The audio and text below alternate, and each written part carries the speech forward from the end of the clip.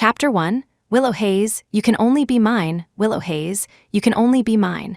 Don't you dare fall in love with anyone else, or I swear I'll destroy you. The words Jackson Croft had warned me with 5 years ago echoed in my dream. I woke with a start. Staring at the rising sun outside, I gasped for breath, telling myself it was just a dream. Everything with Jackson Croft was in the past. I splashed my face with water, shaking off the last remnants of the nightmare. Today was the anniversary of my mother's death. I quickly changed into a simple white dress, bought my mother's favorite pastries, and, holding a bouquet of asters, I drove to Green Hill Cemetery on the outskirts of Riverdale. On the headstone, my mother was forever 30 years old. Mom, the couple who killed you are behind bars now. You can rest in peace.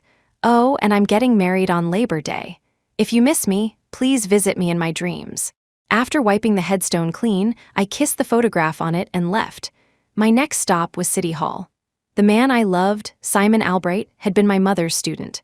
He was waiting for me at the entrance, dressed in a black suit with a bright red tie, craning his neck in anticipation. Willow, you're finally here. I was starting to think you'd changed your mind about marrying me, Simon said with a gentle smile that warmed me like a soft breeze. I looked into his eyes, which were so much like Jackson Croft's, and smiled back. I was visiting Mom, so I got a little held up. I'm not late, am I? No, not at all. We have plenty of time, Simon said, taking my hand and leading me into City Hall.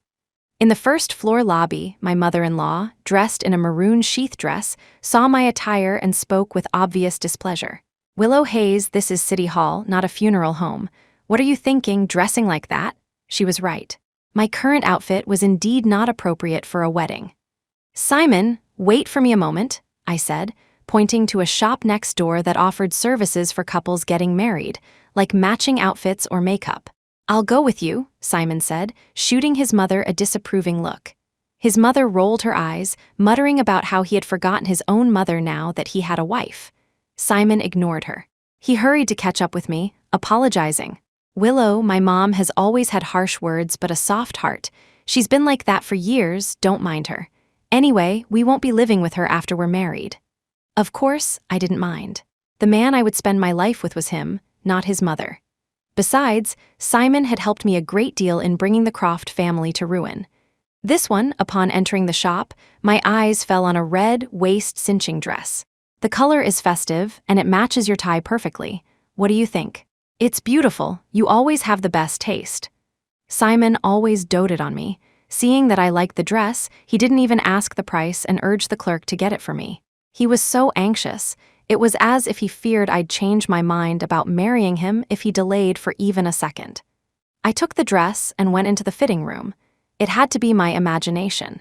I could have sworn I smelled Jackson Croft's unique sandalwood scent, mixed with the smell of the DJ apple-flavored cigarettes he always smoked.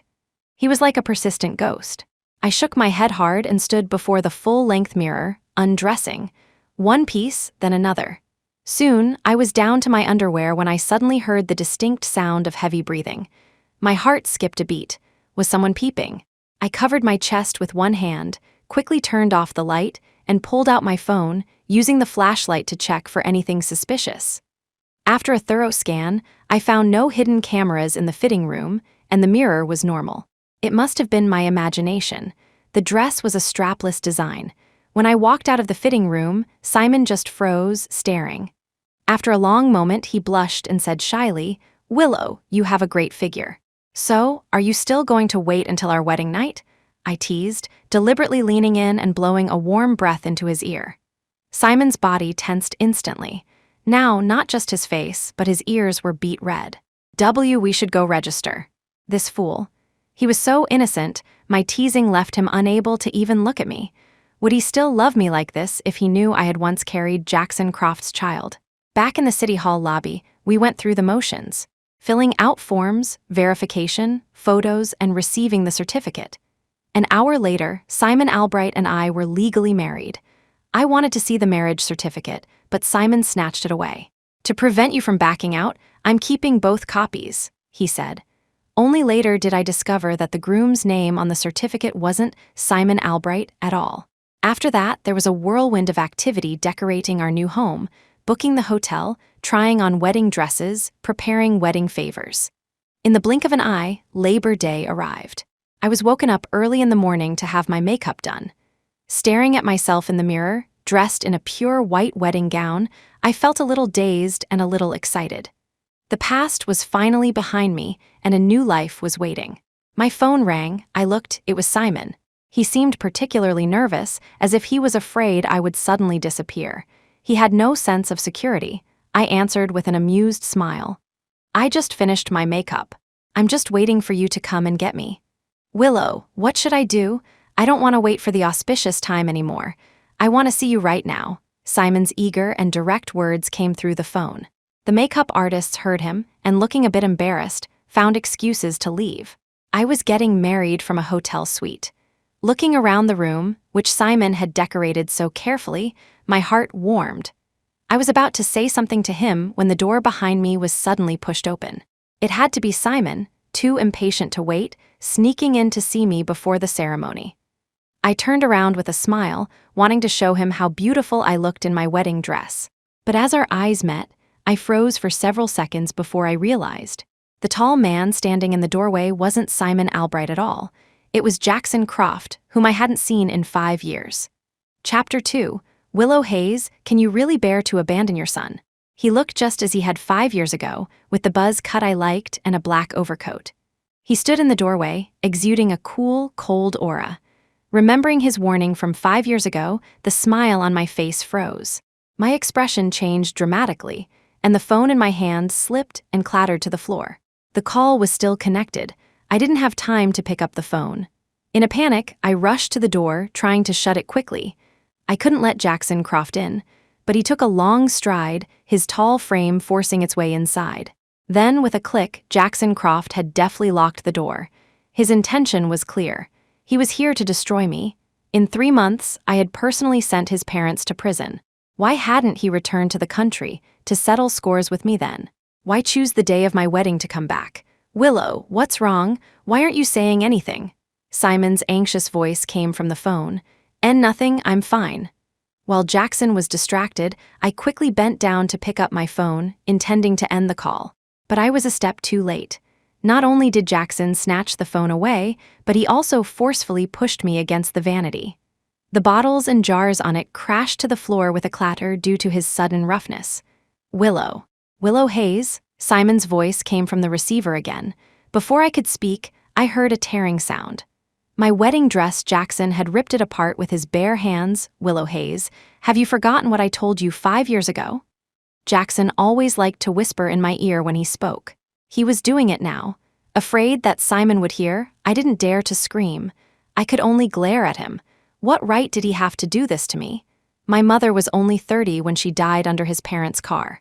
And yet, in the face of a young and ignorant me, his family had acted as if nothing had happened. They said they felt sorry for me, that they had always wanted a daughter, and that's why they wanted to adopt me. I thought that after losing my mother, the Croft family would be my support. I thought Jackson Croft was my future. But what was the result?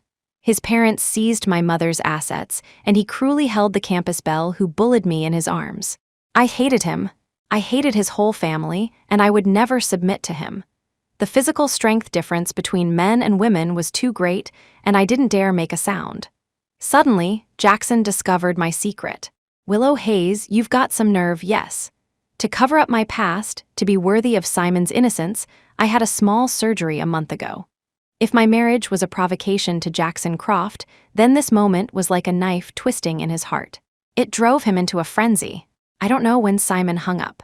I only know that before Jackson left, he pinched my jaw and commanded viciously, "Cancel the wedding immediately, or you'll face the consequences, heh?" Could there be any consequences more humiliating than this? I slowly lifted my head. Looking at my disheveled self in the mirror, I reapplied my makeup as if nothing had happened. Simon arrived quickly. He stood outside the door and knocked gently. "Willow, I'm here. Are you okay?" See, that was the difference between people. As long as I didn't agree, Simon would never rush in. He had politeness and gentleness etched into his bones. Jackson, on the other hand, was the complete opposite. "I'm ready." Before leaving, I forced a bright smile in the mirror, then resolutely walked out of the dressing room, the long train of my wedding dress trailing behind me. Jackson Croft forbade me from getting married, so I would marry. Not only would I marry, but I would also live happily ever after with Simon.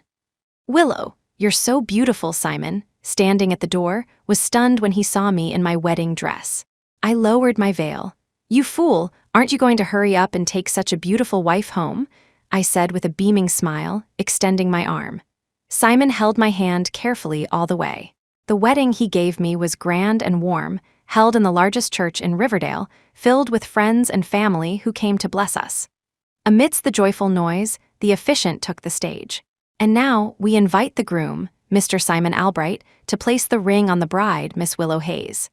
And then the groom may kiss the bride. The whole church erupted in cheers. The officiant signaled for quiet, and all eyes turned to Simon. He looked extremely nervous. His hands were trembling as he took the ring box from the flower girl. Ring, ring, ring, a shrill sound broke the silence. It was my phone.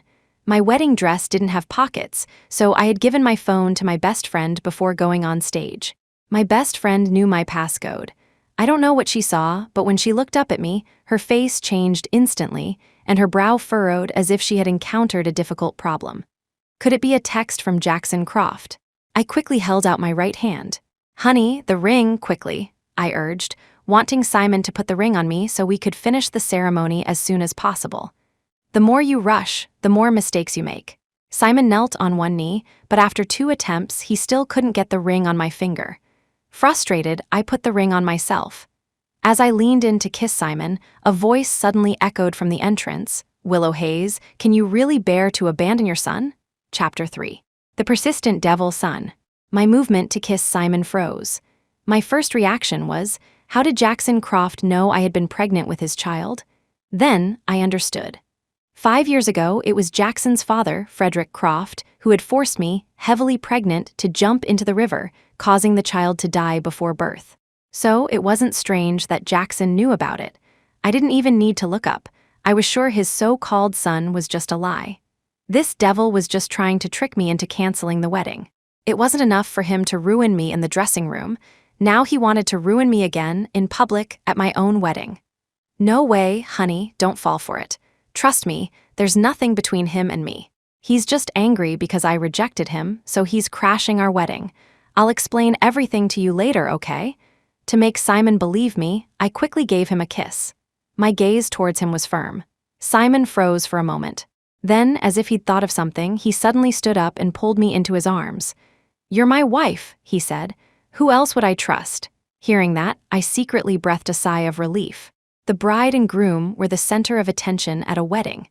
As long as Simon trusted me, I could handle whatever Jackson threw at me. I linked my arm with Simon's and finally looked up at Jackson Croft. What a devoted couple, their love stronger than gold. Jackson, still in his black overcoat, was walking towards us. He shot me a cold glance, then turned and left, holding a child. It wasn't until he was completely out of sight that I realized my palms were sweaty. Thank goodness. Simon believed me, and Jackson was smart enough to know that further entanglement at this moment would be useless. Having narrowly escaped disaster, I let out a long sigh of relief. Honey, I guess that means the ceremony is complete, right? What I really wanted to say was, now I'm a legally married woman, right?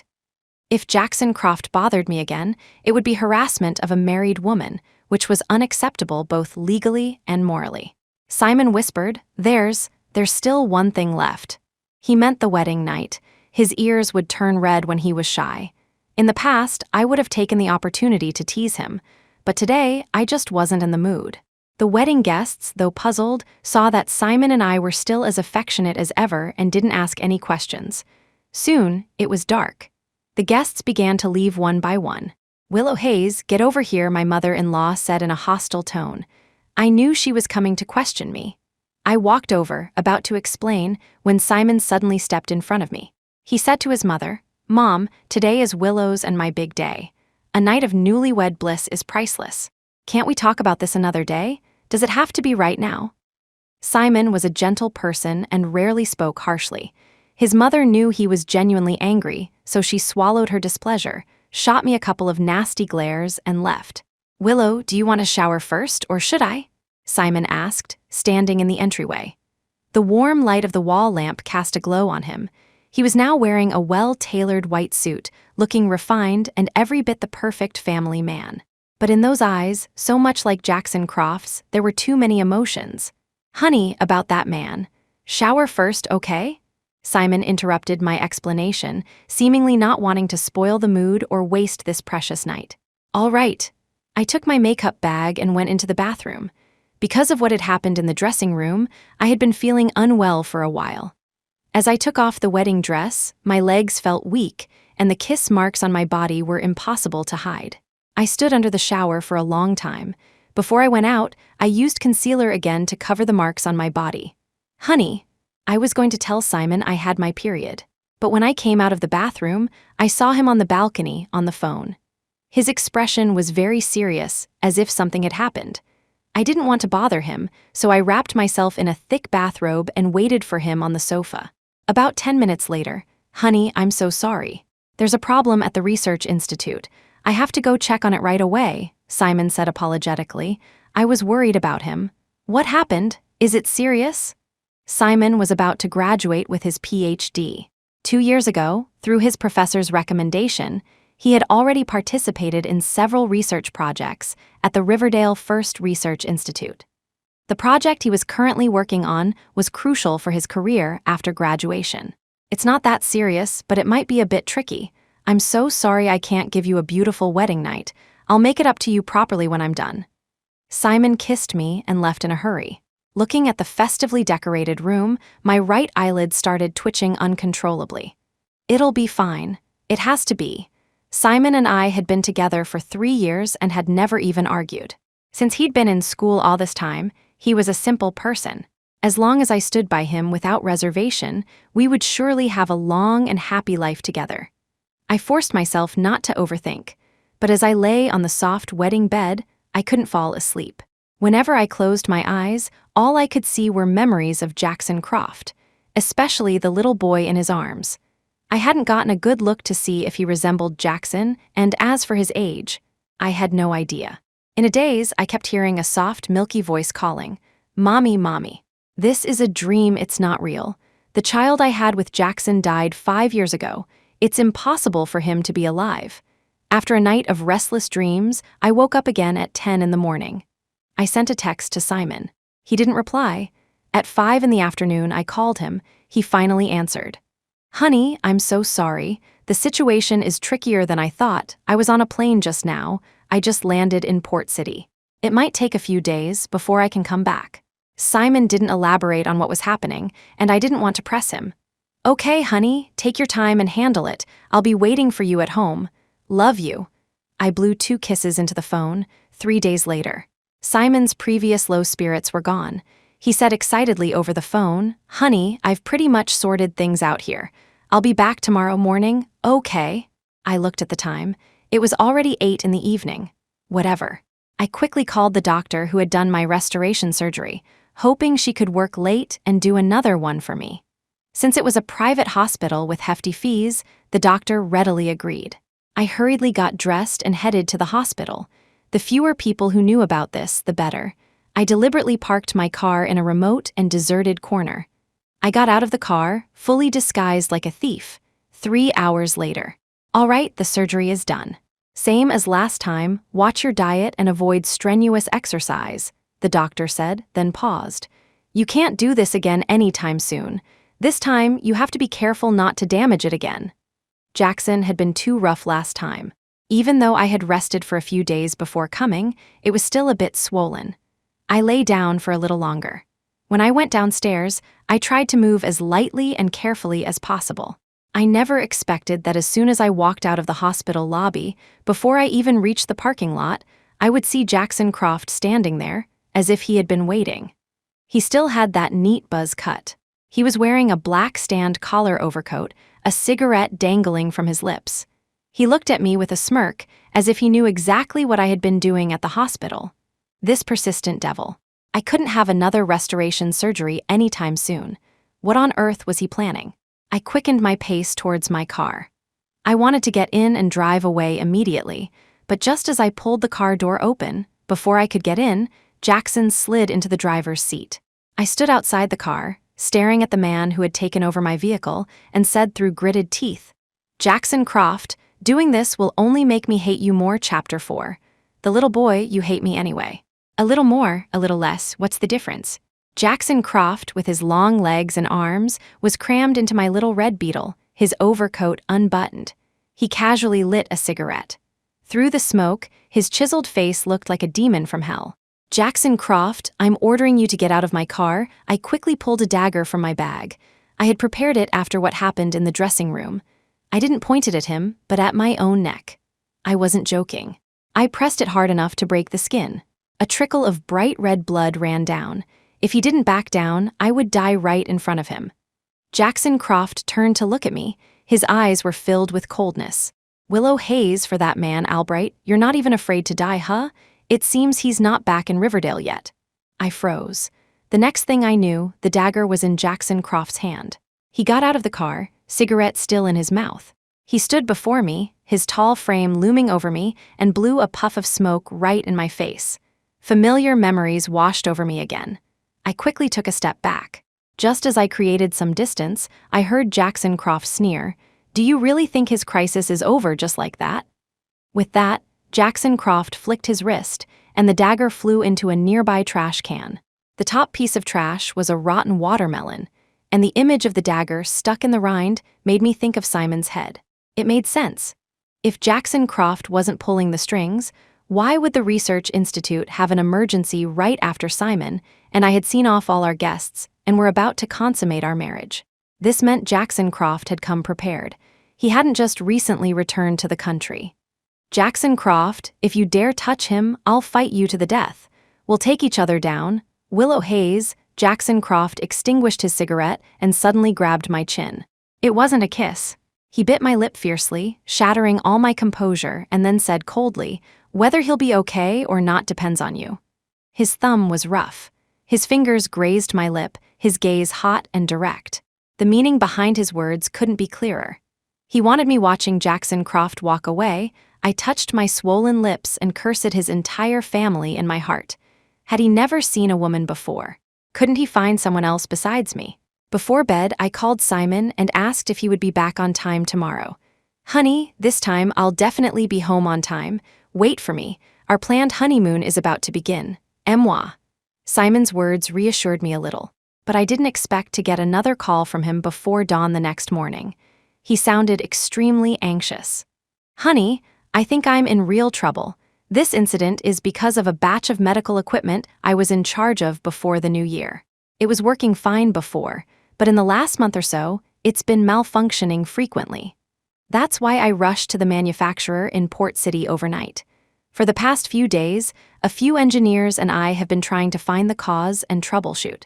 We had clearly solved all the problems, but an hour ago, all the data crashed.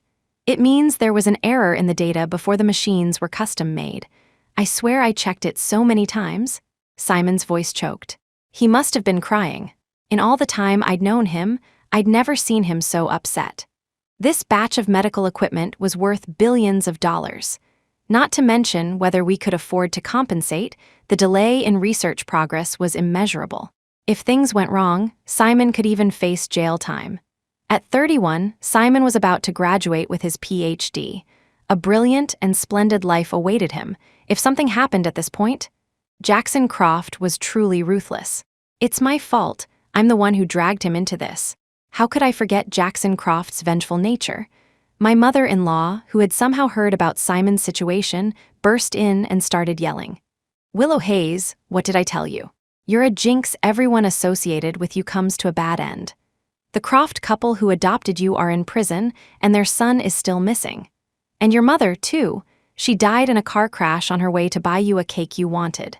And your soldier father, as soon as your mother got pregnant with you, he died on a mission. On the day you married Simon, some other man showed up. You haven't even consummated the marriage, and now my Simon is in trouble. Are you still going to say that none of this has anything to do with you? You hussy, I'm going to kick you out." My mother-in-law grabbed a mop and started swinging. "Mom," I shouted, angry that she had brought up my parents, and even angrier at Jackson Croft's coercion. Looking at the ferocious expression on her face, I promised, word by word, "Simon will be fine. I swear he will absolutely be fine. Give me 3 days, the mop head, poised in midair, ultimately didn't land on my head. Fine, Willow Hayes, this is the last time I'm trusting you. If you can't solve this, you'll divorce my son immediately. Fine. Even if she hadn't threatened me, I wouldn't let anything happen to Simon. I got in my car. Soon, I arrived at the Croft family's front gate. This red gate, after my mother's death, I had passed through countless times. When was the last time I walked through it? I sat in the car and thought back. It was a month before Jackson Croft went abroad. I had rushed back, intending to surprise him with a gift I had prepared. By accident, I overheard Frederick Croft telling his wife, "We have to separate them now, while there's still time. Willow Hayes still doesn't know her mother was killed by you. What if she finds out one day? What will Jackson do?" Besides, the reason we adopted her back then was to appease those old shareholders in the company. Willow's mother only provided the technology. I was the one who borrowed all the investment funds from everywhere. On what grounds do they demand I leave half the shares to Willow Hayes? Those words left me, only 20 at the time, frozen in place. It was the height of summer. Thunder and lightning flashed in the downpour. It felt like my mother's spirit in heaven, condemning my foolishness for not only taking my enemy as a father, but also falling in love with the son of my nemesis. That was the day I swore I would never set foot in this house again. I would make Alina Croft, the woman who killed my mother, pay for her crime. And I would make Frederick Croft, who seized my mother's assets, pay the price he deserved. As for Jackson Croft, the man I loved so deeply. Coincidentally, just as I was returning to school, heartbroken, I saw him holding the campus belle who had bullied me in his arms. Ha ha ha. All those vows of eternal love were all damn lies. That night, I curled up and slept by my mother's grave. It was there that I met Simon Albright, who had come to pay his respects to my mother. Through conversation, I learned that Simon had been my mother's student, one of her favorites. Before Jackson Croft went abroad, he heard that I was getting close to a male classmate. He warned me not to fall in love with anyone else, or he would definitely destroy me. I didn't take him seriously. I thought that with his departure, we would have no more contact. But today, I had to come to him myself. After a long silence, I finally got out of the car and slowly raised my hand to ring the doorbell. "Daddy, is that you?" A soft, cute little voice suddenly came through the intercom. It felt like a sledgehammer hitting my head. All the resentment and hatred in my heart seemed to be frozen. My mind went blank and I just stood there, stunned. It doesn't seem to be Daddy. "It's Mommy, Mommy."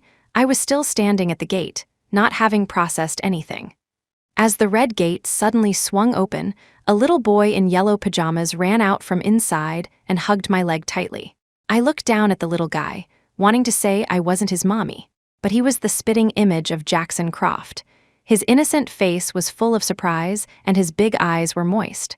"Mommy, Mommy, you finally came to see Little Lemon. Mommy, it was all Daddy's fault before.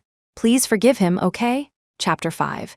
An attitude of asking for a favor. The name, Little Lemon, sent a sharp pain through my heart. Why did it have to be that name? I squeezed my eyes shut, forcing back the bitterness in my heart, and explained, "Little one, I'm not your mommy. Since Jackson Croft isn't here, I'll come back another day." I heartlessly pried the little boy off my leg and walked quickly towards my car. From behind me came the sound of the little boy's sobs. "Mommy, Mommy, Daddy has been raising me all by himself these past few years, and he has to work. It's been really hard for him." I pretended not to hear and pulled open the car door, about to get in. The little boy ran over. "Mommy, do you really not want Little Lemon anymore? Daddy's wallet, his phone, and even in his dreams, it's all you. You can go inside and see if you don't believe me. Daddy's bedroom is full of your pictures. Little Lemon is definitely not lying. Daddy said he did some things wrong, and that's why Mommy doesn't want me. Even though a lot of kids make fun of me for not having a mommy, I know in my heart that Mommy had to leave me for a reason, right?" Obviously, Jackson Croft had taught him to say this. Otherwise, how could a child of a few years old understand so much? "Little one, you've really got the wrong person." The little boy clung to the corner of my clothes, looking up at me with his big, wet eyes. "Can you stay with me for a little while? Just a little while. I'm home alone and I'm so hungry, all right." No matter whose child he was, I couldn't refuse such a small, sweet boy. "What do you want to eat?" I asked him gently. He really knew how to push his luck. He held out his little arms, asking for a hug, and said, "Little Lemon isn't heavy, just one hug, okay?" I bent down and picked him up. He smelled sweet, with a faint milky scent. Vaguely, I could also smell Jackson Croft's unique hormonal scent. The little guy gave me a loud émoi on the cheek. "Mommy," my mind went blank, as if I could hear my lost child calling out to me. I don't know how I ended up inside. I was very dazed. Standing in the familiar yet strange living room, memories came flooding back. Right here, in the entryway. At 6 years old, on a similar dusky evening, I was brought home by Jackson Croft's parents. And on the black sofa in front of me, having just lost my mother, I met Jackson Croft, who was 3 years older than me. He was the one who took my hand and led me to the second-floor bedroom. I grew up in this house, from 6 to 20.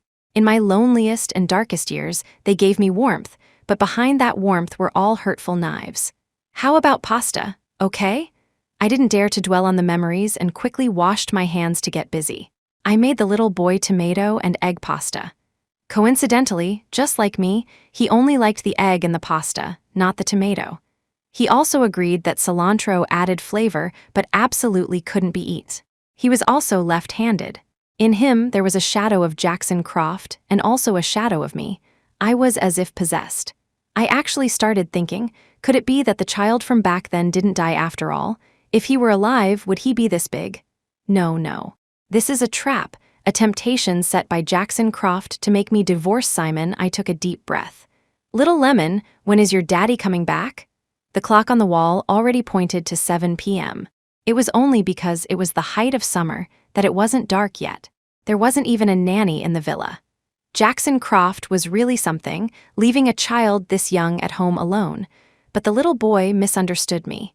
He pattered upstairs and came down a moment later, talking on his phone.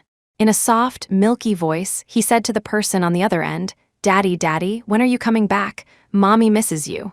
Me? The little boy proudly handed me his smartwatch phone, gesturing for me to take the call. I really shot myself in the foot. I shouldn't have gotten involved with him. I didn't take it and just hung up. The little boy blinked, pouted, and said, "Mommy, do you want to take a shower?" "No," I refused flatly. The little boy nodded. "Then I'm going. Don't look at my age, I can do it. Can you help me scrub my back later?" Before I could respond, the little boy had already run off. Soon, he peeked his head out from the crack in the door. "Mommy, come help me." He had a towel wrapped around his waist and was wearing a yellow waterproof cap like a little adult. What was all this? First a phone call, then a shower, then scrubbing his back. I put my head in my hands and walked over. Unexpectedly, I saw a birthmark on his arm. It was red, about the size of a peanut. I was stunned, and I didn't even notice that my heart had skipped a few beats. How could this be? This is absolutely impossible. But the couple who saved me back then told me, "You poor child, it's good that you're alive. The baby in your belly was a boy, with a birthmark on his arm the size of a peanut. It's a pity he died before he was born." So, could the little Lemon in front of me really be my child? Not just someone Jackson Croft found to fool me. For a moment, I was desperate to find Jackson Croft and ask him for clarification. "Mommy, good night." The little boy waved his little hand and ran into the bedroom. Then, as if remembering something, he opened a crack in the door and asked me, "Mommy, can I see you again tomorrow?" "Yes," I answered with that one word as if by some strange compulsion. The little boy was overjoyed. "Mommy, do you want to go see Daddy's bedroom?" No. Every time I went into Jackson Croft's bedroom, it was a mix of thrill and excitement. My first kiss and my first time were both lost in his bedroom. I'm not going in. I need to leave this dreamlike place as soon as possible. I waved my hand. After saying goodbye to the little boy, I closed the door. Just as I walked out of the villa, I unexpectedly saw Jackson Croft by my car. I don't know when he got back. He wasn't wearing his black overcoat. He had on a white shirt and black trousers, and he was leaning lazily against my car door, smoking. The moment our eyes met, my first reaction was to get in the car and leave immediately. But then I remembered why I was here. I could only stand at the red gate and force a smile. "Mr. Croft, you're finally back."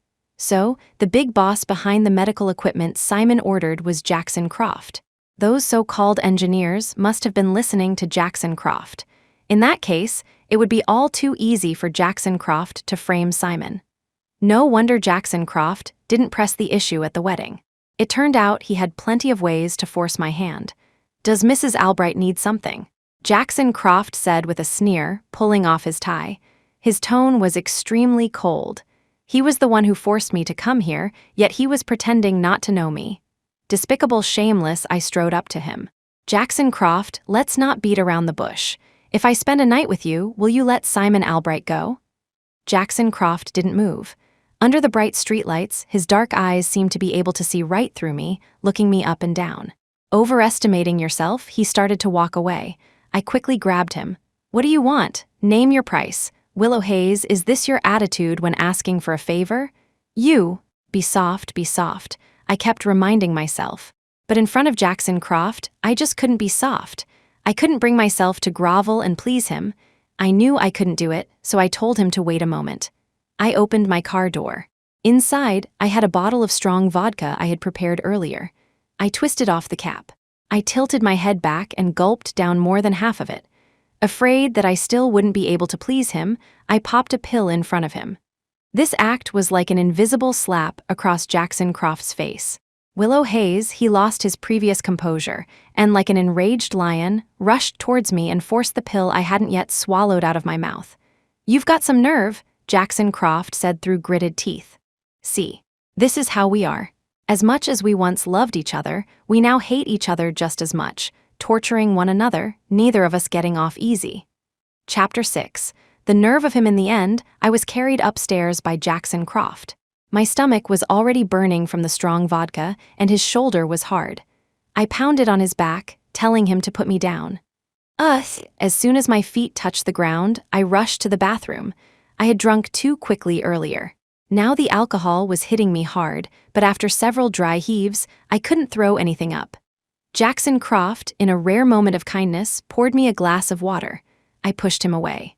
"HMPH, a wolf in sheep's clothing, you're up to no good. If it weren't for him, would I have drunk myself into this state? Would Simon be in such a difficult situation?" I kicked off my high heels, tore off my dress, and threw myself at Jackson Croft. It was just that one thing. It was just that the second restoration had to be given to him. As long as Simon was okay, I could endure anything. These past few years, if it weren't for Simon helping me, I wouldn't have been able to send the Crofts to prison so quickly. That night, I was particularly obedient and quite proactive. I used all the tricks Jackson Croft had once taught me on him and finally saw a flicker of pleasure on his face. "Mr. Croft, can you let my husband go now?" I asked, my voice weak. Jackson's state was a stark contrast to mine. He was at ease. He was energetically smoking a post-coital cigarette. "Is that your only question?" His tone gave me the false impression that I could ask him anything. I immediately thought of Little Lemon. When I was 18, the night my college entrance exam results came out, I was so excited to learn that my score was high enough to get into the same university as Jackson. We dreamed about the future. We talked about when we would get married. We talked about what to name our children. He said, "Let's call him Lemon." Sour and sweet like me, and so everyone would know that our love was something to be sour about, envious of. "Who is Little Lemon's mother? Is he really your son?" I also wanted to ask if the couple who saved me back then were his people. Jackson Croft pinched my chin, looking down at me. "Simon Albright and Little Lemon, you can only choose one. Who will you choose?" "Simon Albright," I blurted it out without a second thought. This unhesitating decision made Jackson Croft's expression change instantly. "So, he's more important to you than our child. Willow Hayes, what is your heart made of?" Jackson was furious. His words left me stunned. So, Little Lemon really was the child I thought had died back then? "Jackson Croft, what exactly is going on?" I was desperate to know the whole story. Jackson Croft sneered, "Too late, Willow Hayes. Anyway, in your heart, only that man, Albright, is the most important. As for our child, whether he's dead or alive, it has nothing to do with you." I only then realized that the night had just begun. Jackson's anger was as intense as his cruelty towards me. I drifted in and out of consciousness, waking up in a daze. "In 3 days, you'll accompany me on a week-long sea trip. After that, Albright can return safely," Jackson said, and then left. The nerve of him, giving me 3 days to recover. I had to thank him for that. During those 3 days, Simon contacted me much more frequently. He said happily over the phone, "Honey, I've been incredibly lucky. I got help from a mysterious tycoon. Can you believe it? This tycoon happens to know the CEO of Ethel Group. He promised to assemble all his key personnel to solve these problems. At the earliest, I can be back in Riverdale in a week, 10 days at the latest." Hearing this, I smiled bitterly. He was always so proud. How devastated would he be if he knew that this tycoon's good deed was something I had bought with my body? "Willow, are you angry? I didn't mean to be away for so long." This fool was actually apologizing. I gripped my phone, forcing back the tears. "I'm not angry. I'm just so happy you're finally coming back soon." Simon was in a good mood, and we talked for a long time. After hanging up, I saw a dozen missed calls from Jackson Croft, urging me to get ready for our week at sea. It was a huge cruise ship.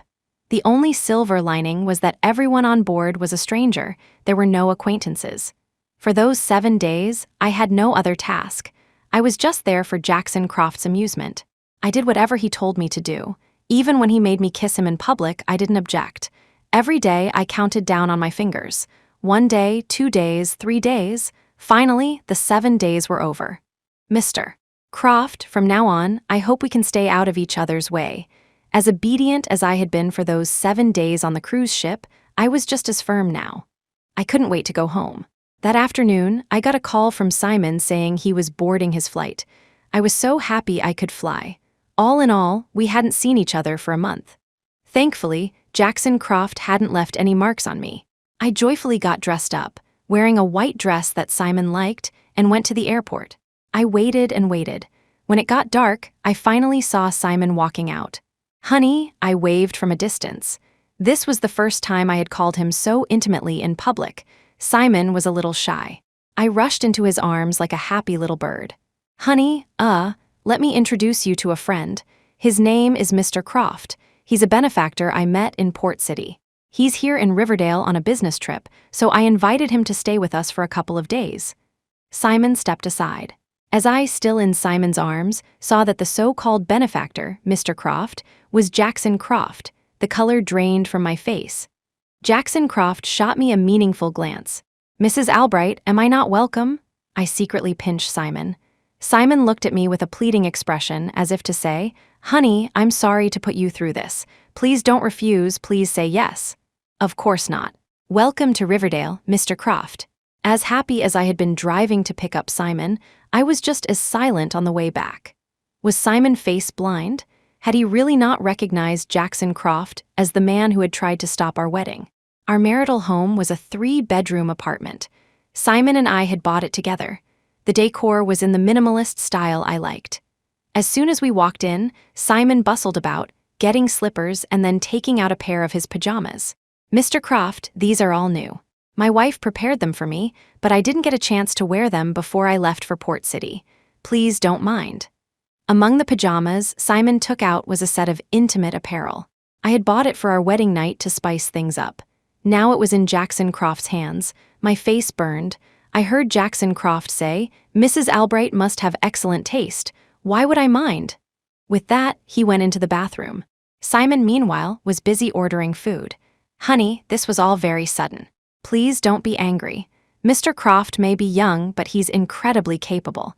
If we can build a good relationship with him, it will be very helpful for us." Simon was afraid I was angry and said a lot. I had been holding it in until now. I couldn't hold it in any longer. I asked him, "Don't you find Mr. Croft familiar?" "Now that you mention it, I do have that feeling. This is fate. It means we're fated to know Mr. Croft. He's only staying for 2 days."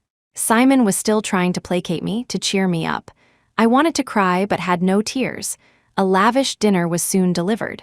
To express his gratitude, Simon had also prepared a bottle of good wine. He made a toast. I had to follow suit. After a few rounds, Simon was quickly drunk. "Honey, I can't take it anymore. You're a better drinker. You keep Mr. Croft company for me." He rushed to the bathroom. Don't be fooled by Jackson Croft's gentlemanly demeanor. Under the table, his foot had been caressing mine the whole time. "Honey, are you okay?" I gave Jackson Croft an apologetic smile and went to Simon. Simon was staggering and didn't even know the master bedroom was on the right. He collapsed in the guest room closest to the door. I went over to help him to the master bedroom, but he pushed me away. "I'm fine, don't worry about me. I'll just rest for a bit. You go and keep Mr. Croft company. Don't neglect him." Then he started snoring. He was like that, a lightweight who could only handle half a glass, always wanting to drink with everyone.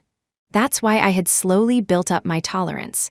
I deliberately left the door open, so that Jackson Croft would know that my husband was in the next room and he couldn't do anything reckless.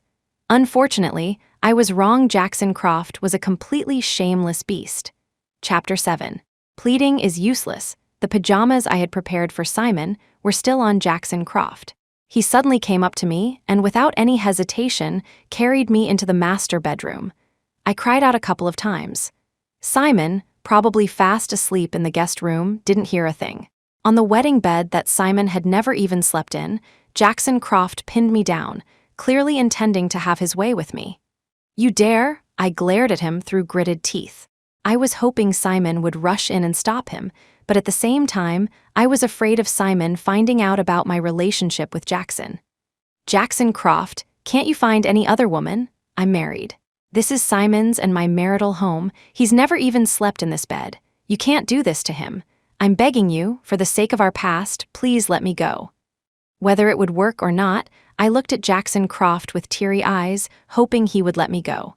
Jackson Croft was unbuttoning my clothes. "Willow Hayes, pleading is useless. You chose this yourself. Isn't Albright the most important person in your heart? Fine, then continue to suffer for him." Can you believe it? In my and Simon's home, with Simon right there, I still couldn't escape. I looked at Jackson Croft with tears streaming down my face. From the time I met him at 6 years old, we had been inseparable for 14 years. We officially got together the year we finished our college entrance exams, until he went abroad. We had done everything that couples do, crazily, recklessly. Every winter and summer vacation, we lived like a little married couple, seeing each other as the only one in our lives. Until I found out the cause of my mother's death. My revenge was only directed at the Crofts.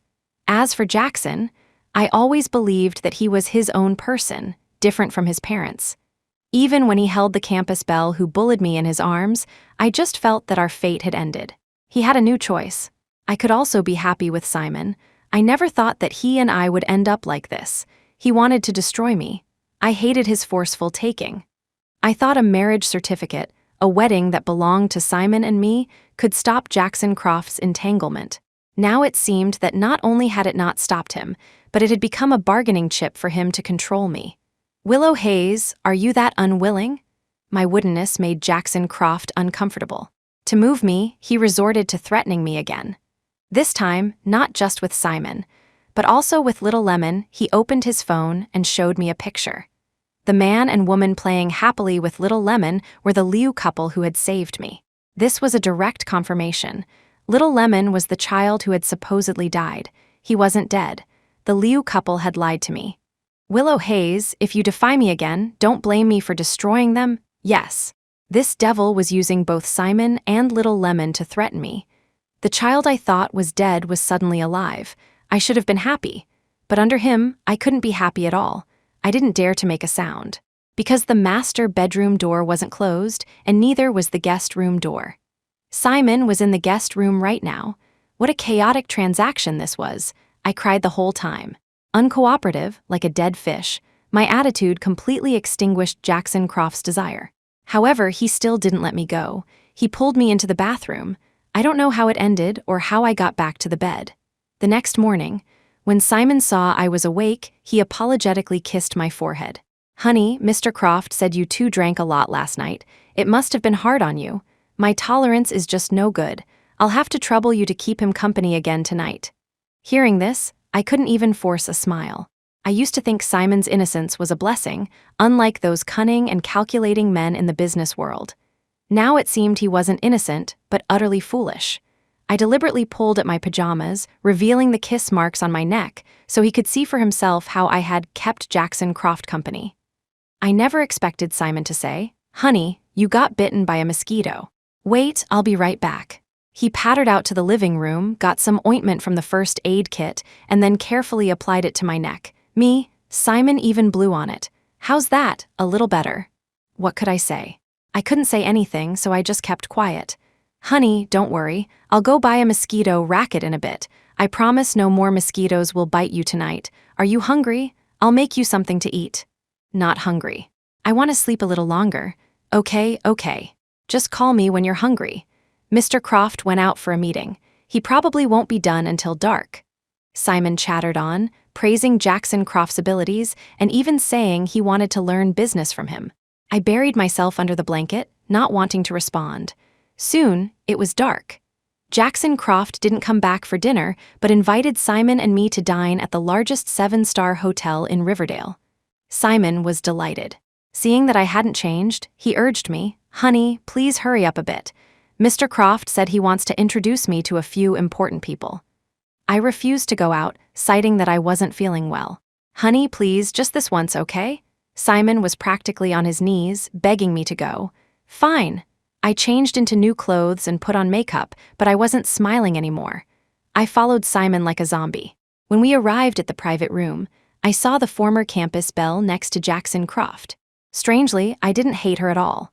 In fact, I was grateful that she could be with Jackson Croft tonight. Because as long as she was there, Jackson's attention wouldn't be on me, and he wouldn't have the energy to bother me.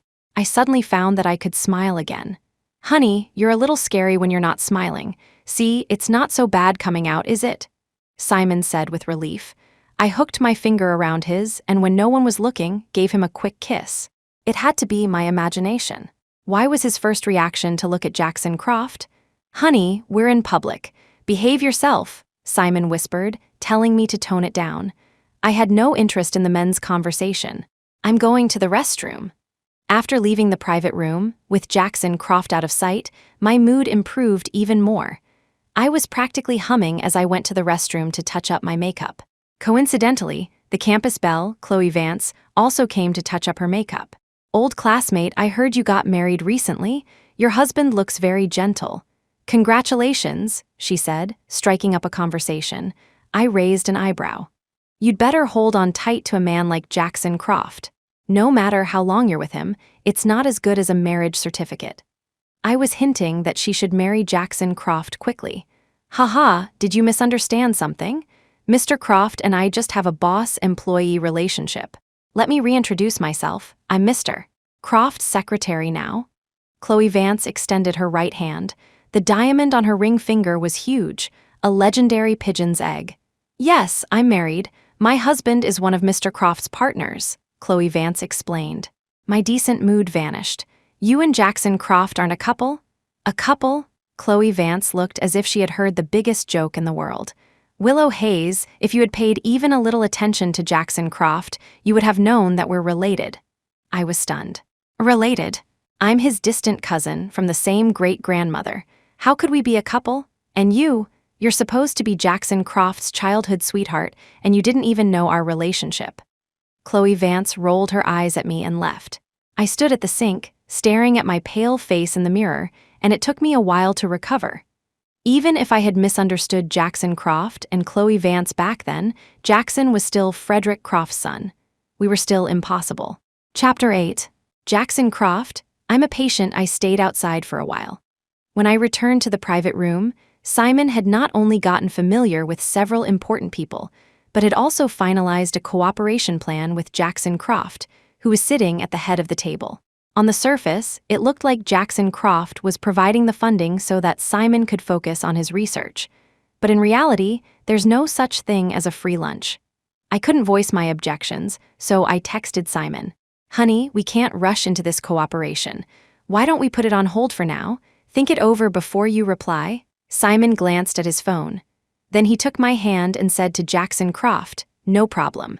I will definitely not let Mr. Croft's trust down. It's a pleasure to work with you."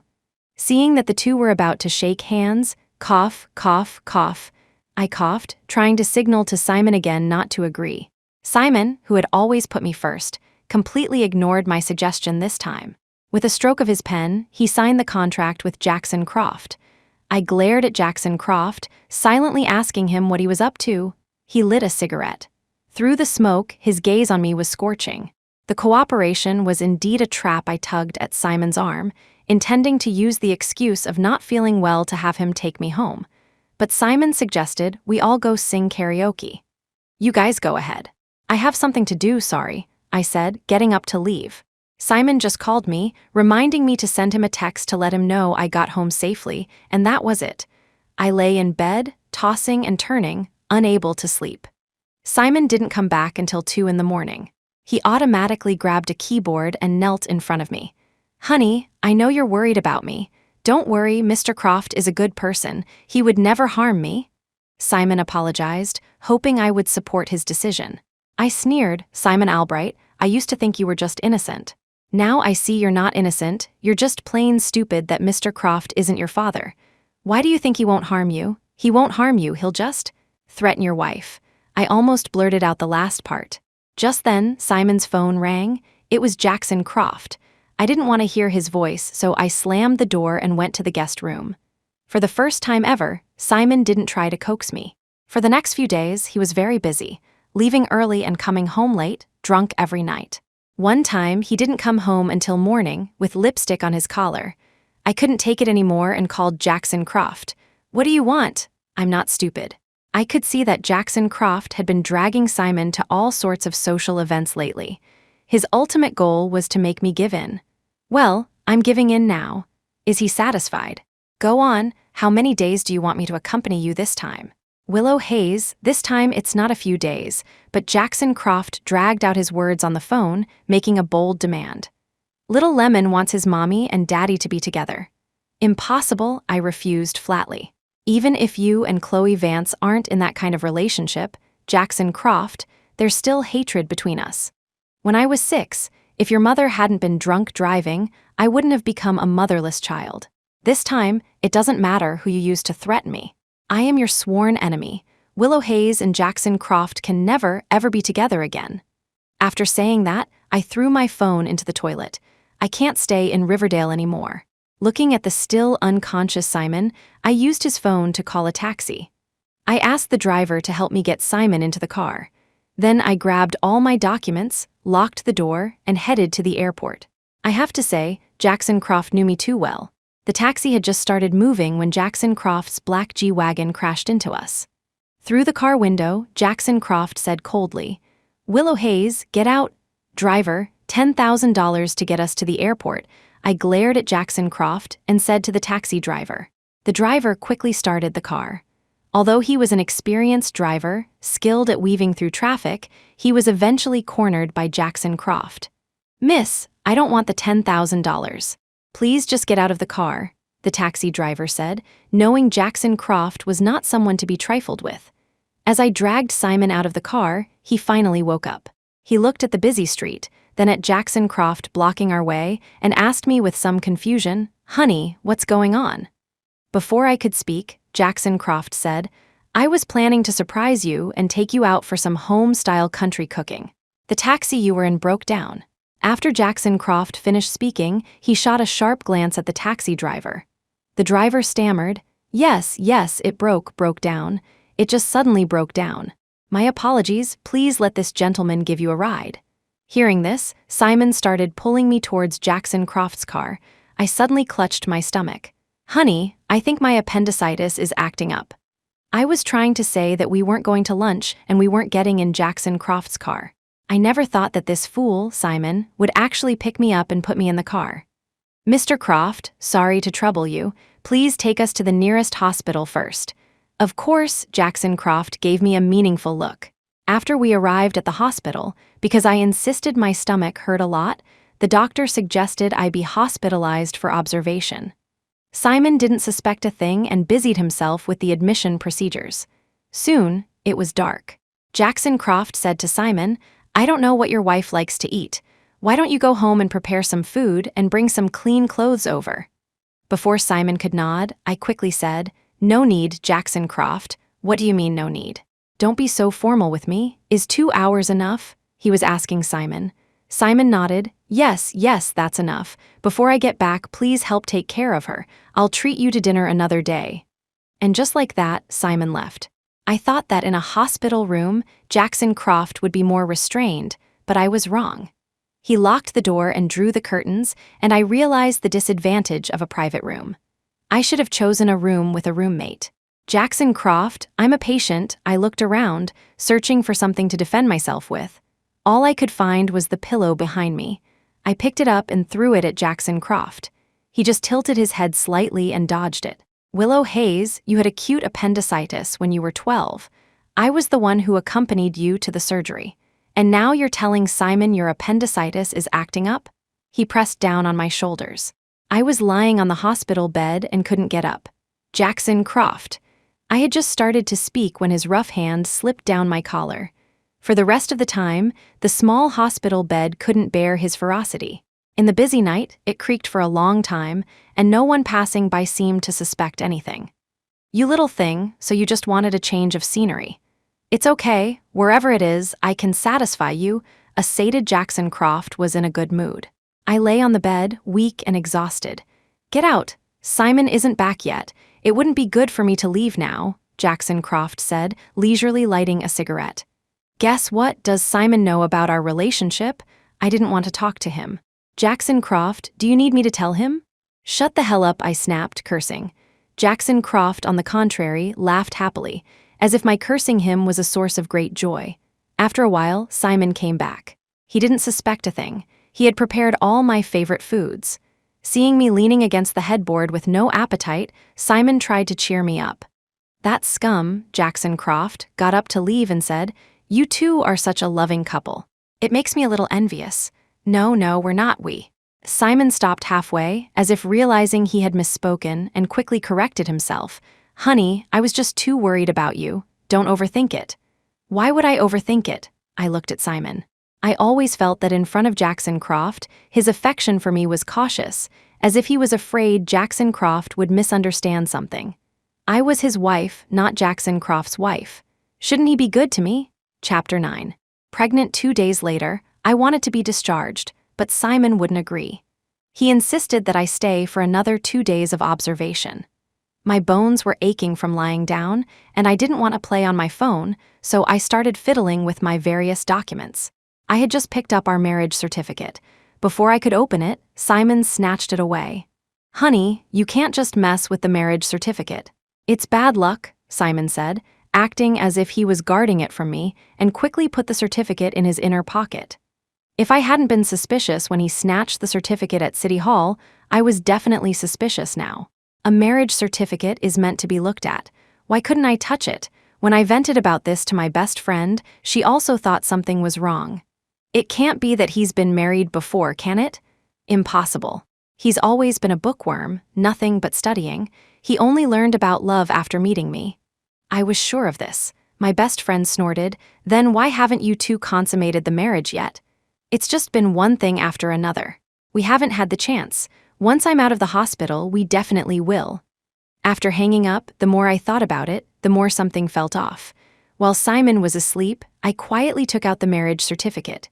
They say online that no woman can walk away from her husband's phone with a smile. I never thought that one day I wouldn't even be able to walk away from my own marriage certificate. Simon hadn't been married before. The marriage certificate wasn't fake. But the name of the man I had registered my marriage with was not Simon Albright. Staring at the 3 words, Jackson Croft, my blood boiled. Ever since I found out how my mother died, no matter how deeply I loved Jackson Croft, I had been trying my best to stay away from him, to forget him, and to start a new life with a man who loved me. But I never expected that after all my efforts, the man I ended up marrying was Jackson Croft. No wonder on our wedding night, Simon went to the Research Institute. And then he went on a business trip to Port City. When I finally had him back, he brought Jackson Croft home, saying Jackson was his benefactor. At the time, I thought Simon was incredibly foolish. But what was the result? The result was that the truly foolish one was me. I was the one who had been foolishly unaware that Simon was actually Jackson Croft's man. No wonder on the day we got married, I had a feeling someone was watching me in the fitting room. It wasn't my imagination. That day, Jackson Croft must have been hiding somewhere, watching me like a fool, changing into a red dress and walking into City Hall with Simon. I was shaking with anger. Simon Albright, this was the first time I had ever called him in such a sharp tone. Waking up from his dream, Simon was stunned.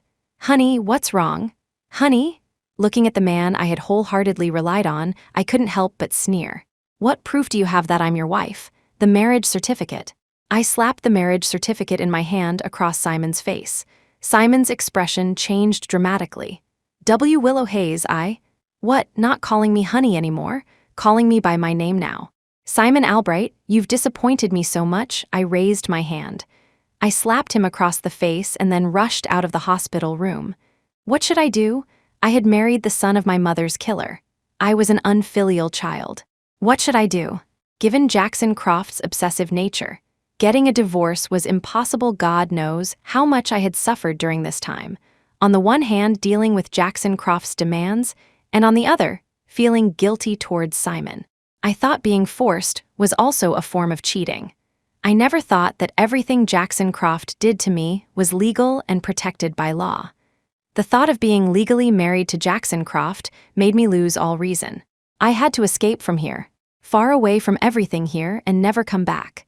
Suddenly, a pair of bright headlights shone on me. "Willow Hayes, watch out," I heard Jackson Croft's voice from behind me. He gave me a hard push.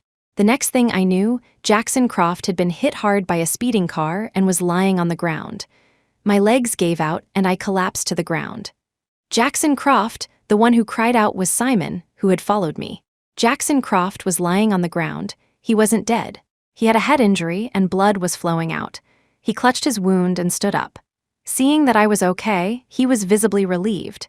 He had just taken a step towards me when his tall frame swayed and he fell backward. Because we were at the hospital entrance, the medical staff arrived quickly. Jackson Croft was lying unconscious on a stretcher. Is he okay?" I asked the doctor, stammering. The doctor waved his hand and quickly pushed Jackson Croft towards the emergency room. "Patient's family? Who is the family of the patient Jackson Croft?" a nurse called out. Simon nudged me. It was only then that I belatedly realized that I was Jackson Croft's wife. The patient's family. I am. Although I didn't want to admit it, at a time like this, there was no room for hesitation. Signing papers, constantly signing papers, and one critical condition notice after another was placed in front of me. My mind went blank. "Willow Hayes, are you okay?" Simon asked with a worried look, seeing my pale face. I wanted to throw myself into his arms and seek comfort, but I couldn't, because he wasn't my husband. I backed away, step by step. After several steps, I finally asked Simon in a daze, "Since the man I married wasn't you, why did you give me a wedding?" This was something I couldn't understand. "I'm sorry." "I don't want to hear I'm sorry. Why did you do this to me? Why did you lie to me?" I had thought Simon was my future. For him, I had been willing to compromise. No matter how unwilling I was, I had forced myself to lie under Jackson Croft, only to find out in the end, "Just go." I closed my eyes in pain, not letting the tears fall.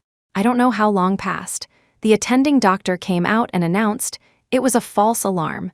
The patient is not in any life-threatening danger. He just needs to be hospitalized for a few days of observation." Hearing this, I immediately stood up. Since Jackson Croft was fine, if I didn't leave now, when would I? I stood up too quickly.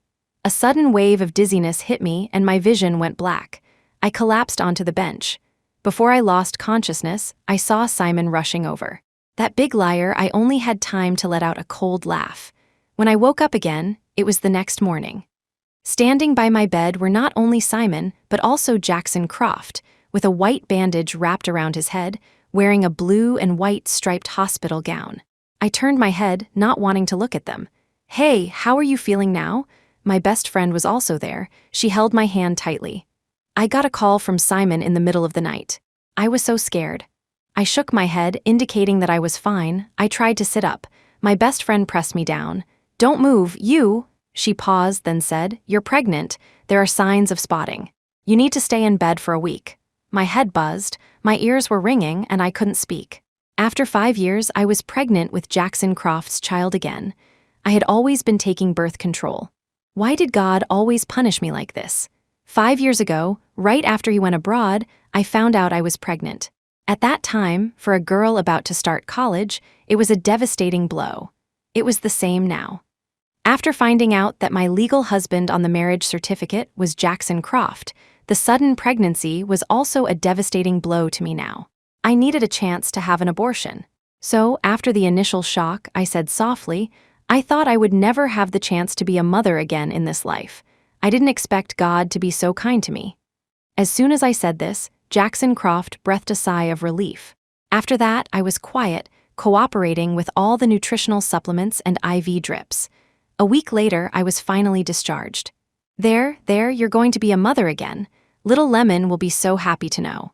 We can talk about whatever you want when we get home, Jackson Croft said, pulling me into his arms and giving me a passionate and lingering kiss in public. I said shyly, I need to go to the restroom. Go ahead. I'll wait for you outside, Jackson Croft said, looking at me with deep affection as if I were some precious treasure. As if he was afraid I would disappear if he wasn't careful. Unfortunately, my trip to the restroom was just a pretext. No matter which floor it was, I was going to jump. If I didn't die, it would be a stroke of luck. As for the child in my belly, Chapter 10, Leo Croft Unbelievable. The window was on the first floor. No matter how I jumped, the baby inside me would be fine. This is what happens when you know each other too well. All in all, Jackson Croft and I had known each other for 20 years. How could he not guess what I was planning? Fine. No chance this time. There will be more opportunities later. I walked out of the restroom with a cold expression. Jackson Croft, acting as if he knew nothing, came forward to take my hand. Damn it, I've already lost my chance for an abortion. What's the point of pretending anymore? I'm done pretending. Jackson Croft, get the hell away from me, the sight of you makes me sick. I, who had always been quiet and gentle, suddenly raised my hand and slapped Jackson Croft across the face. The two assistants standing behind Jackson Croft were about to teach me a lesson, but Jackson stopped them. He smiled, rubbing the back of his teeth, and patiently tried to coax me to go home. Home. Jackson Croft, tell me, do I still have a home? Where's my home? Hell. My attitude was terrible. Yes, like a shrew. I was hoping to provoke Jackson Croft so he would get lost. But Jackson Croft remained incredibly patient and tolerant. It felt like I was throwing a tantrum, and he was smiling. His eyes were full of doting affection. Who could understand that the price for this affection was my mother's life, my own hands sending his parents to prison, and a lifetime of torment bound to him? The thought of this made my anger burn even hotter. I threw tantrums anytime, anywhere, and smashed things at will. Jackson Croft wants to get close? Ha, I've hit rock bottom, I don't care about anything anymore. In response to this, Jackson Croft still endured. Willow Hayes, if you're tired of smashing things, you can take a break and then continue. What else do you want to smash? I'll have someone prepare it. Damn him. I picked up an ashtray and threw it at his head. I thought he would dodge, but not only did he not dodge, he even considerately moved his head closer to me. With a thud, the wound on Jackson Croft's head from the car accident, which hadn't fully healed, was hit a second time. Perhaps I had hit him too hard. Jackson Croft's tall frame staggered back a few steps before he steadied himself. As blood trickled down from the wound, his face turned deathly pale. The maids in the villa couldn't stand it anymore. Ma'am, you're going too far, ma'am. Whose ma'am am I? Who gave you permission to call me that? My surname is Hayes, my name is Willow Hayes, not someone's ma'am. At that moment, I wasn't just like a madwoman, I was a genuine psycho. I would bite whoever came near me. If I wasn't happy, no one else could be either. After acting up for 2 or 3 months, my emotions were all over the place. And yet, the baby in my belly was perfectly fine. In the blink of an eye, it was New Year's Day. I was more than 5 months pregnant, feeling the baby move, and I was tired of acting up. I started a hunger strike. Jackson Croft was tormented by me and lost a lot of weight. The maids taking care of me all felt sorry for him, but I thought he deserved it. He brought it on himself. To get me to eat something, Jackson Croft neglected his company and cooked 3 meals a day for me, trying every trick in the book to coax me. I remained unmoved. In the end, Jackson Croft had no choice but to call a doctor to give me an IV drip of nutrients.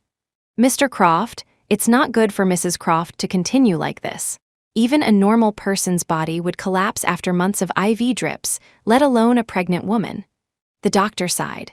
While the whole country was celebrating the new year, Jackson Croft stood alone in the courtyard, smoking all night. On the morning of New Year's Day, he said to me with red eyes, Willow, please be good, okay? I ignored him. Jackson Croft knelt on one knee by the bed. The mistake my mother made back then can never be undone. Let me spend the rest of my life atoning for it, okay? I still didn't speak. I hadn't gotten out of bed or spoken for a long time. He was at his wits' end with me. He could only compromise again. As long as you give birth to this child, I will give you your freedom. Did he mean a divorce? I finally moved. I looked at Jackson Croft with a cold gaze. He looked much more haggard, with a scruffy beard and bloodshot eyes from lack of sleep. After a long moment, I spoke. I also want custody of little Lemon and this child. You're not allowed to fight me for them. The children can only be mine. Okay. After Jackson Croft agreed, he got up and left. In the following days, Jackson Croft saw that I was no longer acting up or trying to kill myself. Before the Lantern Festival, he personally brought little Lemon over. Leo Croft, that's his name. Jackson Croft knew I didn't want to see him. He told little Lemon, Leo, to be good and not to make his mother angry. For the next 2 months, with Leo's company, my mood improved a lot. As my belly grew bigger, my movements became more clumsy, especially when bending down or going upstairs. I really needed Leo's help. One day, Leo suddenly had a severe nosebleed. Honey, what's wrong? Are you not feeling well? I then noticed that Leo had a fever. I quickly called Jackson Croft and told him to take him to the hospital. Mommy? Leo was delirious with fever, snuggled in my arms. I had no choice. I had to go to the hospital with them with my big belly. The initial test results made my face turn pale. Leo had acute leukemia. If Jackson Croft hadn't caught me in time, I would have fallen. Doctor, how can we save him? What should I do to save him? I was panicked, leaning on Jackson Croft for support, completely at a loss. Mrs. Croft, you're very lucky. You're about to give birth. You can try using the second baby's umbilical cord blood to save the first. The doctor's words made me cry with joy. I was even grateful for Jackson Croft's persistent entanglement. Otherwise, how would I have been able to save my eldest son? Jackson Croft, if Leo can be saved, I will forgive you, I said, giving Jackson Croft a deep look and walked into the delivery room. Yes, I decided to have a C-section ahead of schedule. As the anesthetic was slowly injected into my body, I closed my eyes, praying to my parents in heaven to protect Leo. At the same time, I had a sweet dream. It was of Willow Hayes from 18 to 20 and the dashing Jackson Croft, spending every day together in sweet bliss. When I was tired, he would carry me on his back. When I was hungry, he would cook. When I had a question I couldn't solve, he would help me. He loved playing basketball, and I would be there with a water bottle and a towel, always waiting for his call. We were always together. All the elders who saw us praised us for being a perfect match, saying we would be very, very happy in the future. But suddenly, everything changed. The chasm between Jackson Croft and me became impossible to cross. At 8 in the evening, my second son was born, another prince. Leo's surgery was still ongoing. I lay in the hospital bed, enduring the pain of the incision, constantly looking towards the door of the room, hoping for good news. Jackson Croft had hired 2 baby nurses to take care of me and the second baby. That's thoughtful of you. This was the only kind thing I had said to him. Jackson Croft grunted in acknowledgement. Soon, a nurse ran in. Mr. Croft, Mrs. Croft, the surgery was a success. But you can't visit him yet. He needs to be observed for a few more days. Hearing this, I cried with joy. Thank you. My eldest son was finally okay. A week later, I finally saw Leo. He was still in the ICU, his head bald, wearing a mask and waving at me. Visiting hours were limited. No matter how reluctant I was, I had to leave and go back to the maternity ward to rest. Jackson Croft had been busy with something lately. Every time he came, he was in a hurry. On the day I and the second baby were discharged, he only sent a driver to pick us up. A month later, Leo was also discharged. I drove to pick him up with the second baby. Leo, where do you want to go to celebrate? I asked Leo in the back seat as I drove. Leo thought for a moment. I want to celebrate with Mommy, Daddy, and my little brother. Okay. I thought that if I invited Jackson Croft to celebrate, he would definitely come, and eagerly at that. Unexpectedly, the person who answered the phone was a woman with a seductive voice. Jackson is in the shower. I'll tell him when he gets out. Me, I suddenly laughed out loud. This was good. He was finally focusing his attention on other women, no longer pathologically obsessed with me. On Mother's Day, Jackson Croft didn't come. He had someone send over divorce papers. I didn't read the details of the agreement. I just flipped to the last page, signed it, and put my thumbprint on it. The divorce certificate came quickly. Like the marriage certificate, it was also red, but it no longer contained Jackson Croft's personal information. I stared at the divorce certificate on the table for a long time without saying a word. "Miss Hayes, I have a few more documents that need your signature," the lawyer said, taking out a list of assets. There were fixed assets, savings, and stocks. The total value was over $100 billion. "This is the inheritance that Mr. Croft mentioned in the divorce agreement, which belongs entirely to you and the children. Please sign to accept it." I froze. "What did you say? Inheritance?" I shot up from my seat, looking at the lawyer in front of me in disbelief. Chapter 11. The end. The lawyer, Mr. Shaw, was silent for a long time before he spoke. Mr. Croft had a blood clot in his brain. The car accident had already caused him excruciating headaches, and he could only manage with painkillers. The second injury made the situation worse. There was originally a chance of recovery with surgery. But just then, Leo suddenly fell ill. You also gave birth prematurely, followed by Leo's surgery. Then there was an emergency at the company, so he missed the best treatment window. Before you and the second baby were discharged, he suddenly vomited blood and fell into a coma due to continuous overwork. The situation was so severe that no hospital in the country dared to admit him. Before he lost consciousness, he ordered us not to tell you. After that, his secretaries took him abroad for treatment, but it failed. What do you mean it failed? I looked at the divorce certificate in my hand, and my ears suddenly started ringing. My head was buzzing. I had to concentrate hard to hear what Mr. Shaw said next. "On the evening before Mother's Day, Mr. Croft passed away looking at your picture. He said that the day he met you was also in the evening. The name Leo Croft was to commemorate your first meeting. Now that he was about to die, he finally set you free, leaving the children and all his assets to you, hoping that you would be safe and happy in the years without him."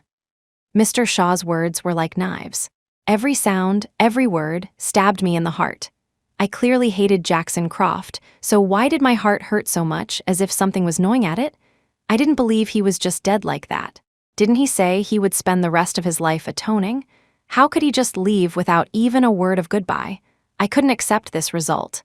I couldn't sleep at night, and I became visibly thinner. Leo Croft, Leo Croft. Every time I called out Leo's name, my heart would ache.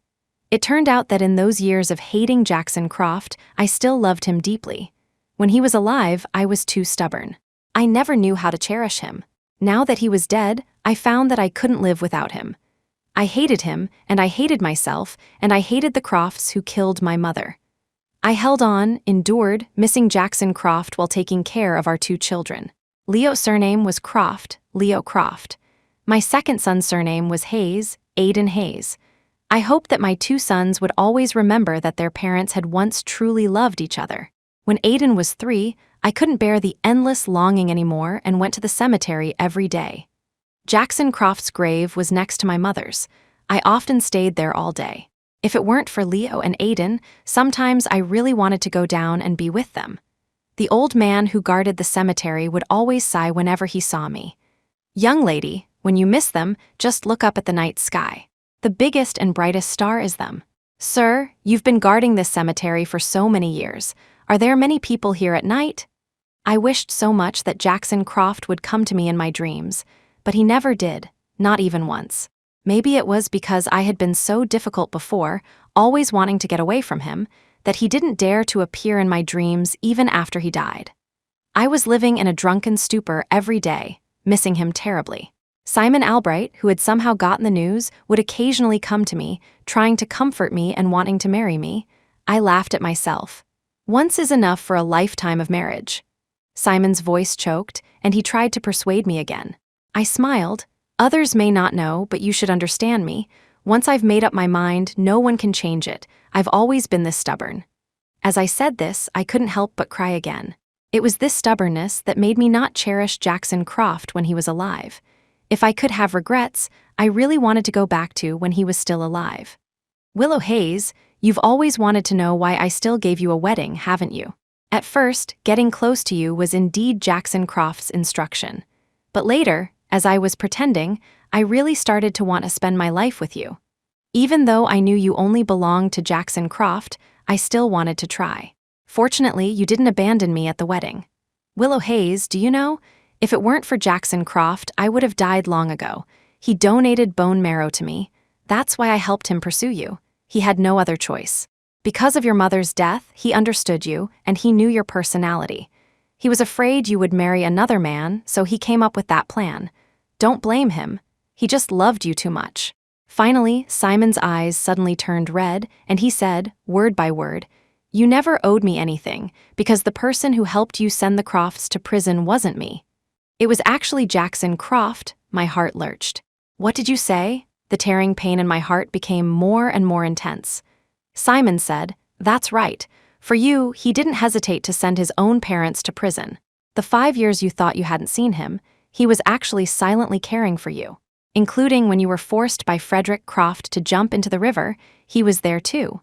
He was the one who saved you at the risk of his own life. Otherwise, how could the nearly 70-year-old Liu couple have had the strength to pull you out? I originally promised Jackson Croft that I would never tell you these things, but seeing you so sad, Willow Hayes, go find him." Simon gave me an address. My hands were trembling with excitement. "He's not dead, is he not dead? You'll know when you go and see for yourself." Simon left. I booked the fastest flight and flew to the United States alone. In the largest hospital in the US, in a patient room, I saw the man I had been longing for day and night. The doctor recognized me at a glance. "You must be Willow Hayes." I nodded, tears streaming down my face. The doctor was both surprised and happy. "OMG, I'm so glad to see you, but I'm sorry you're too late. Jackson Croft won't be able to know you're here." I then learned that Jackson Croft had become a vegetable due to a failed craniotomy after his head injury. He didn't want me to spend my life taking care of a comatose person. He also knew how much I disliked him, so he announced to the public that he had died.